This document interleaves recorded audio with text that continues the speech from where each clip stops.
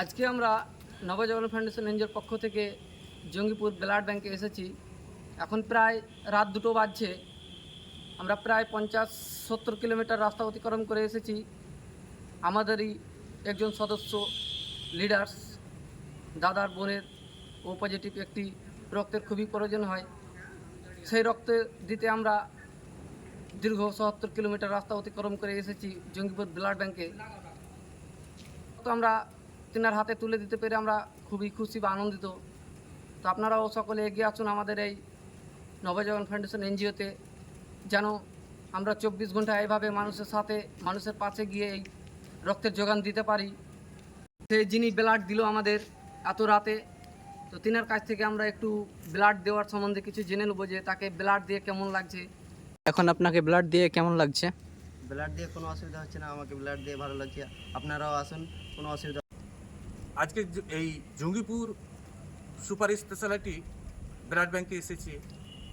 আমারই এক বোনের, আমার বাড়ির পাশেরই বাড়ি, আমার বোন হয়, ওই বোনের ইমার্জেন্সি রক্তের প্রয়োজন হয়। ততক্ষণাৎ সেই বোন, সেই বাড়ির সদস্য আমাকে ফোন করেন। ততক্ষণাৎ আমি আমার টিম গ্রুপ সেই ডোনারকে সাথে করে নিয়ে আমরা এসেছি। তো একটা জিনিস তুচ্ছ নয়, রক্তদান, হাসবে রুগী, বাঁচবে প্রাণ। তো আজকে যে ডোনার, সেই আমার বোনের অপজিটিভ রক্তের প্রয়োজন হয় এবং সেই ডোনারটা আমরা সঙ্গে সঙ্গে খুঁজে পাই।